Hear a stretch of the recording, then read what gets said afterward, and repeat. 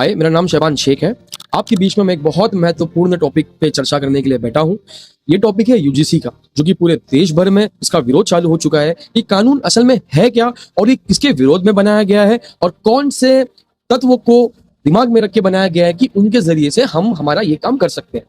मेरी आखिरी की बात आप नोट करिएगा, जो मैंने कहा हूं ये बहुत ही महत्वपूर्ण है। बिकॉज 2023 का जब आप ये कानून पढ़ोगे उसमें साफ ये प्रावधान था कि एनी सिटीजन्स,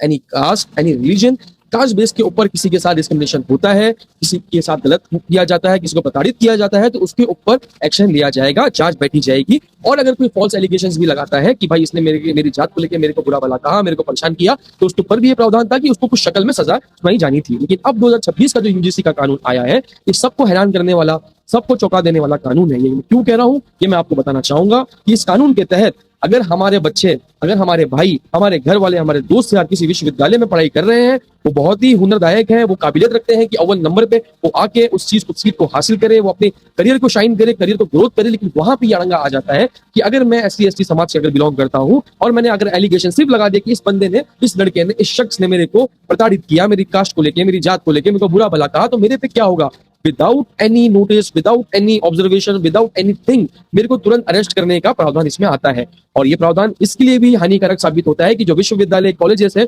उनको स्ट्रिक्ट कहा गया है कि अगर आप तुरंत किसी की कंप्लेंट आने पे अगर एक्शन नहीं लोगे तो आपकी मान्यता भी रद्द करी जा सकती है और आपको जो फंड प्राप्त होता है वो भी रोका जा सकता है। तो अगर एज एन यूनिवर्सिटी मैं क्या करूंगा, भाई मेरे को तो मेरा विश्वविद्यालय बंद नहीं कराना है, मेरी तो यहाँ से मोटी कमाई हो रही है, तो मैं क्या करूंगा, उस टारगेट को पूरा करने के लिए आपके ऊपर कोई भी निष्पक्ष जांच नहीं बिठाऊंगा और सीधा मैं आपके ऊपर कानूनी कार्रवाई कराऊंगा। आपका जो दाखिला है उस दाखिले को मैं रद्द करवा दूंगा। तो यहाँ पे साबित होती है कि यहाँ पे समानता किधर है। आर्टिकल 14 की जो हम बात करते हैं, यहाँ पे समानता ये होनी चाहिए कि इनरिस्पेक्टिव ऑफ एनी कास्ट, अगर मैंने किसी को गलत कहा है या किसी ने मुझे गलत कहा है तो उसके ऊपर जांच बैठनी चाहिए, उसके ऊपर कमेटी बैठनी चाहिए, इंक्वायरी होनी चाहिए, उसके ऊपर स्ट्रिक्ट एक्शन होनी चाहिए। अगर किसी ने फॉल्स एलिगेशन डाला तो उसके ऊपर भी ये प्रावधान होना चाहिए कि उसके ऊपर भी उतनी ही कठोर सजा मिले ताकि इस चीज का लोग दुरुपयोग ना कर सके। यहाँ पे कानून के तहत क्या होता है कि SC/ST OBC समाज के लोगों को, उनकी मेरे मन में बहुत रिस्पेक्ट है, उनको आगे लाइफ में बढ़ना चाहिए, उनको हर बड़े बड़े पद भी मिलने चाहिए, उनकी काबिलियत के हिसाब से भी, उनके कोटे के हिसाब से भी, क्योंकि उनके साथ पास में बहुत बुरी चीज हुई है, इसके बारे में हम टोटली अवेयर है, उनसे हमें कोई दिक्कत नहीं है, वो भी हमारे भाई है। और मैं ये आपको बताना चाहूंगा कि SC/ST OBC समाज के भाई जो हमारे हैं, अगर उन्होंने मेरे पे खिलाफ कंप्लेंट कर दिया कि शहबान शेख